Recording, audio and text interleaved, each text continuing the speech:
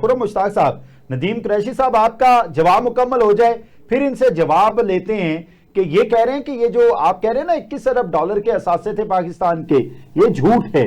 Sir आप जवाब मुकम्मल कर रहे थे ब्रेक पे जाने से पहले। इनसे कहें कि स्टेट बैंक ऑफ पाकिस्तान की वेबसाइट से मुझे बता दें, या किसी भी जो कौमी इदारा इन्हीं के अंडर है और उसके कोई रिकॉर्ड को डाटा छेड़ता तो नहीं है उसका। अभी नदीम साहब जवाब देंगे। उसका मुझे स्क्रीनशॉट भेज दें, आपको भेज दें और इस प्रोग्राम के नीचे चला दें, मैं इनसे माफी मांग लूंगा। नदीम कुरैशी साहब 21 अरब डॉलर कहें, देखिए किसी रियासती इदारे, हुकूमती इदारे, ये इंटरनेशनल इदारा कोई किसी की वेबसाइट से या किसी के डाटा से, या उस साल इनकी अपनी गवर्नमेंट थी 21-22 में, ये उसके किसी फिगर, फैक्ट्स एंड फिगर्स के ऊपर मुझे स्क्रीनशॉट आबद भाई आपको ये भेज दें, आप वो इस प्रोग्राम के अंदर चलाएं, मैं इनसे माफी मांग लूंगा।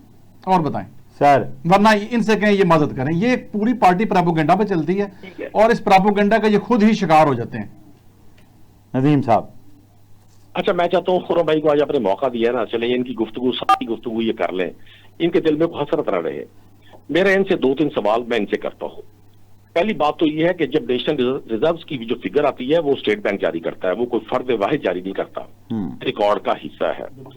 दूसरी बात ये है, क्या आप ये बता सकते हैं, आप जो महंगाई के नाम पर मार्च किया करते थे, एक बार मरियम नवाज साहबा ने मार्च किया था, फिर बिलावल जरदारी साहब ने मार्च किया था, फिर मौलाना फजलुर रहमान ने किया था, किस महंगाई के खिलाफ? जब बिजली का डोमेस्टिक यूनिट 10 रुपए का था, कमर्शियल यूनिट 20 रुपए का था। आज 85 और 100 की बात हो रही है। जब पेट्रोल 150 का था, आबिद साहब आपने खुद निशानदेही की, आज 350 रुपए है।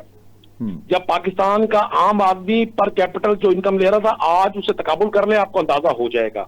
वो भाई लाहौर शहर में मई में, ये ईदी फाउंडेशन की रिपोर्ट है, 59 लोगों ने सुसाइड किया है, जिसमें मोस्टली 30 साल से कम उम्र नौजवान है। वजह बेरोजगारी। क्या वजह है कि आपका गुड गवर्नेंस का सिस्टम फेल हो गया, आपको पंजाब पुलिस के मुकाबले में सीसीटी लानी पड़ी है क्राइम कंट्रोल करने के लिए। क्या वजह है कि अरबों रुपए की गंदम इंपोर्ट की गई, किसी ने नहीं पूछा। पंजाब आज उस पर लाखों रुपया रोजाना का, महीने का नहीं, रोजाना का मार्कअप दे रहा है। इनकी असल में बेचारों की इनको ये फोबिया है, ये समझते हैं कि हमेशा की तरह ये लोगों को बेवकूफ बना लेंगे। इन्होंने 40-45 साल बेनजीर भुट्टो को पंजाब में कदम नहीं रखने दिया, उसकी जिंदगी जीने रखी। किसी पॉलिटिकल पार्टी को पंजाब में नहीं आने दिया, इन्हीं प्रोपेगेंडा के जरिए, जिसका इल्जाम ये हम पे लगा रहे हैं। पहली बार कुछ लोग आए जिन्होंने कौम को बताया कि असल नौसरबाजी इस मुल्क के साथ किसने की, असल चोर कौन है, अली बाबा एंड 40 चोर कौन है। बल्कि अब अली बाबा नहीं है, 2 बाबाज हैं और बाकी सैकड़ों चोर हैं। ये मैं नहीं कह रहा, ये ऑडिटर जनरल पाकिस्तान ने भी रिपोर्ट शाया की है पिछले महीने, असेंबली में डिबेट हुई है, उस पर 10 खरब रुपए की माली बदनवानियां हैं मुख्तलिफ डिपार्टमेंट्स में पंजाब में। इस 1.5 साल की हुकूमत में 40 साल का अकाउंट मांगेंगे आबिद भाई, इनको मुंह छुपाने की जगह नहीं मिलेगी। और आज भी जब सियालकोट में बाई इलेक्शन हुआ एक माह पहले, तो वो फॉर्म 47 के जरिए इनकी खातून उम्मीदवार जीती है। 1 वोट पड़ रहा था नून लीग को, 100 वोट पड़ रहा था वहां पीटीआई को। ये आपके जर्नलिस्ट रिपोर्ट कर रहे हैं, सारे जहान को पता है कि अगर पीएमएलएन को आज ओपन इलेक्शन करवाया जाए। नदीम साहब, खुरम साहब, धन्यवाद है कि आपके सवालात के जवाब दे दें।